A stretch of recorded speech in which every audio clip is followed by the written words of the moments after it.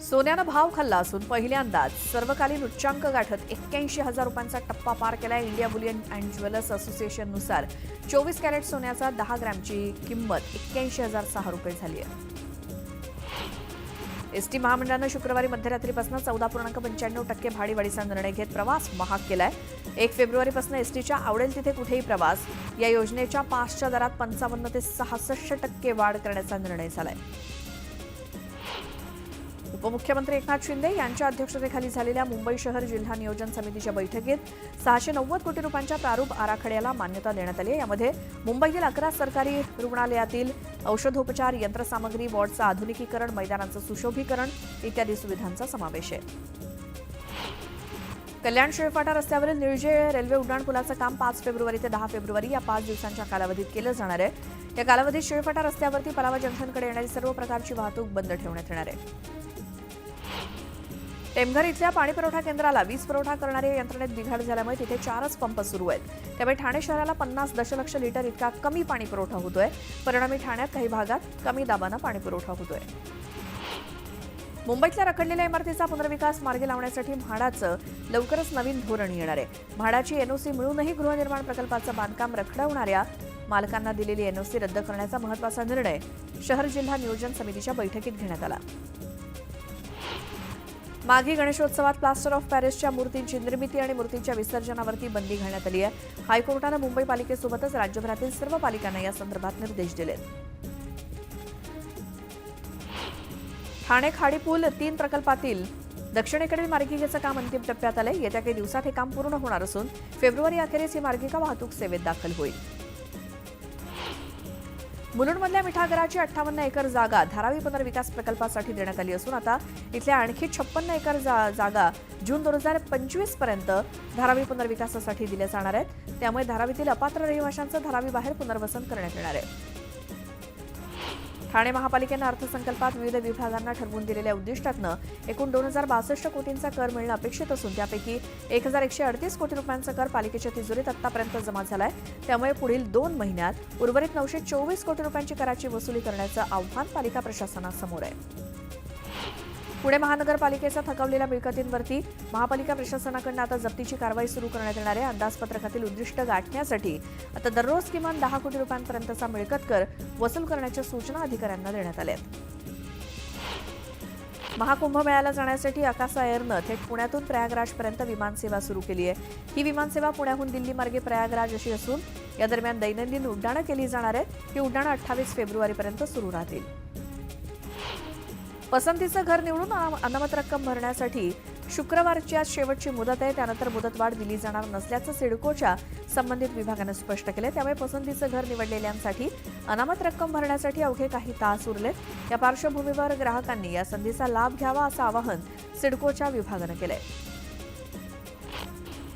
मुंबई महानगर प्रदेशासाठी एकच परिवहन प्राधिकरण सेवा असावी या दृष्टीनं राज्य सरकारनं पुढचं पाऊल टाकलंय. सध्या मुंबईची बेस्ट, नवी मुंबईची NMMT आणि ठाण्याची TMT, कल्याण डोंबिवलीची KDMT सोबतच वसई विरार पालिकेची स्वतंत्र परिवहन सेवा आहे. मात्र या सगळ्या प्राधिकरण सेवांचं एकत्रीकरण करून एकीकृत प्राधिकरण स्थापन करण्याचं नगरविकास विभागानं ठरवलंय.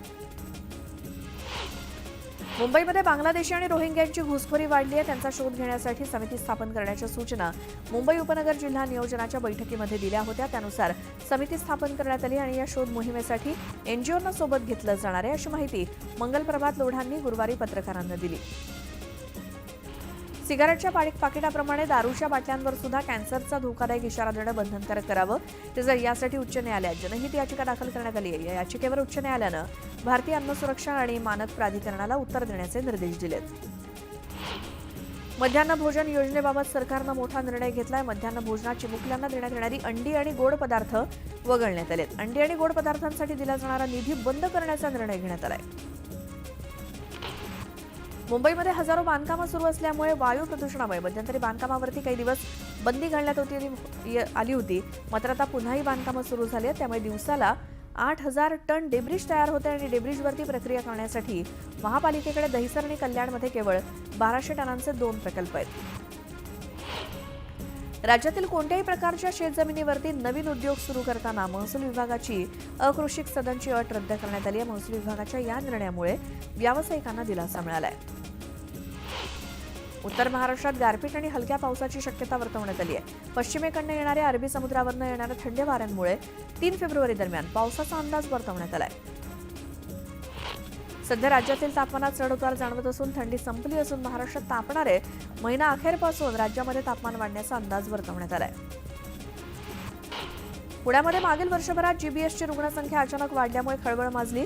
मागील वर्षभरापासून आतापर्यंत जीबीएसचे पुण्यामध्ये 185 रुग्ण आढळलेत. आरोग्य विभागानं जाहीर केलेल्या आकडेवारीतून ही माहिती समोर आली आहे. आरोग्य विभागानं जीबीएस रुग्णांची वाढती संख्या, उपचार आणि औषधांची उपलब्धता याबाबत मार्गदर्शक सूचना जारी केल्या आहेत. सर्व जिल्ह्यांना या मार्गदर्शक सूचनांचं पालन करण्याचे निर्देश देण्यात आले. सरकारी आरोग्य संस्थांना महिन्यातनं किमान 2 वेळा तरी अचानक भेटी द्या, अशा सूचना आरोग्यमंत्री प्रकाश आंबेडकर यांनी आरोग्य विभागाला वरिष्ठांना दिल्या आहेत. सार्वजनिक आरोग्य विभागाचा चेहरा मोहरा बदलणारे, राज्याची आरोग्य व्यवस्था अधिक बळकट आणि लोकाभिमुख करणारे महाराष्ट्राचे स्वतंत्र आरोग्यविषयक धोरण बनवण्याचे निर्देश आरोग्यमंत्री प्रकाश आंबेडकर यांनी वरिष्ठ अधिकाऱ्यांना दिलेत. भविष्यात महाराष्ट्रात आरोग्य पर्यटन ही संकल्पना रुजवण्याच्या दृष्टीनं काम करण्याच्या सूचना त्यांनी केल्या. जे रुग्णालयात आता नेत्र रुग्णांची स्पर्शविरहित तपासणी होणार आहे, त्यामुळे आता ग्लुकोमाचे निदान आणि उपचार वेळेत होण्यासोबतच ते स्पर्शविरहित होण्यास मदत होणार आहे. ठाणे महापालिकेच्या कळवा इथल्या छत्रपती शिवाजी महाराज रुग्णालयाच्या नूतनीकरणाचं काम हाती घेतलं जाणार आहे. एकाच वेळी नूतनीकरणाचं काम करणं शक्य नसल्यामुळे पालिका टप्प्याटप्प्यानं काम करणार आहे. पुण्यामध्ये बदलत्या हवामानाचा फटका ऊस क्षेत्राला बसला असून यावर्षीच्या गाळप हंगामावरती त्याचा परिणाम झालाय. यावर्षी जवळपास 83 लाख टन ऊसाचं गाळप कमी झालंय. त्यामुळे गतवर्षीच्या तुलनेत जवळपास 108 लाख क्विंटल साखरेचं उत्पादन कमी झालंय. राज्यामध्ये गुरुवारी 1,07,113 क्विंटल कांद्याची आवक झाली, ज्यात 49,588 क्विंटल लाल, 18,224 quintal local, 3 quintal number 1, 680 quintal पांढरा, 20,700 क्विंटल पोळ कांद्याचा समावेश आहे. आणि लाल कांद्याला येवला बाजारात कमीत कमी 400 तर सरासरी 1900 रुपये प्रति क्विंटल दर मिळालाय. संसदेचं अर्थसंकल्पीय अधिवेशन आजपासून सुरू होत आहे. राष्ट्रपतींच्या भाषणासोबतच आर्थिक सर्वेक्षण सादर केलं जाईल. शिवाय अर्थसंकल्पीय अधिवेशनात केंद्र सरकारकडनं 16 महत्त्वाची विधेयकं सुद्धा सरकार सादर करणार आहे. संसदेचं अर्थसंकल्पीय अधिवेशन आजपासून सुरू होतं. यात मांडण्यात येणाऱ्या विधेयकांमध्ये वक्फ दुरुस्ती विधेयक, तसंच एअरक्राफ्ट ऑब्जेक्ट, स्थलांतरण आणि विदेशी नागरिक, त्रिभुवन सहकारी विद्यापीठ यांच्याबाबतची विधेयकं यांचा देखील समावेश आहे. उपमुख्यमंत्री एकनाथ शिंदे यांच्या 61व्या वाढदिवसानिमित्तानं युवा सेनेतर्फे 9 फेब्रुवारी रोजी राज्यभरात कॉमन मॅन दिन साजरा केला जाणार आहे. या माध्यमातून राज्यातील 36 जिल्ह्यांमधील प्रत्येकी 61 सर्वसामान्य नागरिकांचा सन्मान युवा सेनेतर्फे केला जाणार असल्याची माहिती युवासेना कार्याध्यक्ष पूर्वेश सरनाईक यांनी दिली. भाजपचे कार्यकारी अध्यक्ष रवींद्र चव्हाण यांनी राष्ट्रीय अध्यक्ष जे.पी. नड्डांची भेट घेतली. महाराष्ट्र प्रदेशच्या कार्यकारी अध्यक्षपदी नियुक्ती झाल्यानंतर ही पहिलीच भेट आहे आणि या भेटीत संघटनात्मक बांधणीवर चर्चा झाली. लोकसभा आणि विधानसभा निवडणुकीत पक्षविरोधी काम केलं म्हणून कारणे नोटीस भाजपनं बजावलेले आमदार रणजितसिंह मोहिते पाटलांना आता भाजपनं कौतुकाचं पत्र पाठवलंय. 1000 सदस्यता नोंदणी पूर्ण केली, त्याबद्दल चंद्रशेखर बावनकुळेंनी विशेष पत्र देऊन रणजितसिंह मोहिते पाटील यांचा गौरव केलाय. मुंबई पुणे द्रुतगती महामार्गावर 2024 मध्ये अपघातात 19% वाढ झाली. मृत्यूचं प्रमाण 26% वाढलंय. मृत्यू संख्या 2023 मधील 65 वरून 2024 मध्ये 82 पर्यंत गेलाय. तर दुसरीकडे मुंबई नागपूर समृद्धी द्रुतगती महामार्गावर अपघातामध्ये 4% घट झाली आहे. महाराष्ट्रात रस्ते अपघातांची संख्या 2023च्या तुलनेत 2024 मध्ये वाढली आहे. एकाच वर्षात अपघातात मृत्यू झालेल्यांची संख्या 15,000हून अधिक असून रोज 42 अपघाती मृत्यू होत आहे. तर समृद्धी महामार्गावरील अपघातांची संख्या 4% घटली अशी माहिती महामार्ग पोलिसांच्या आकडेवारीतून समोर आली आहे.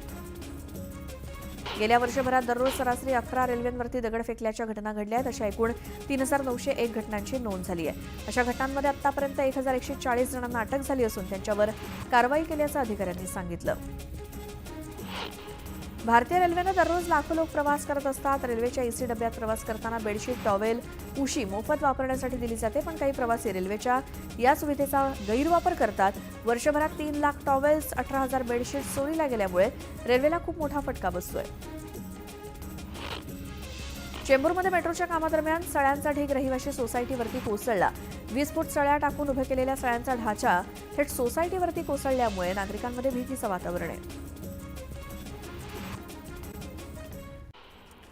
काँग्रेसचे माजी खासदार हुसेन दलवाई यांनी उपमुख्यमंत्री एकनाथ शिंदेंची भेट घेतली. सध्या ऑपरेशन टायगरची जोरदार चर्चा सुरू असतानाच ही भेट झाल्यामुळे भेटीला महत्त्व प्राप्त झालंय. काँग्रेसचे माजी आमदार रवींद्र धंगेकर यांनी देखील उपमुख्यमंत्री एकनाथ शिंदेंची भेट घेतली. एकाच दिवशी काँग्रेसच्या 2 नेत्यांनी शिंदेंची भेट घेतल्यानं राजकीय वर्तुळात चर्चांना उधाण आलंय.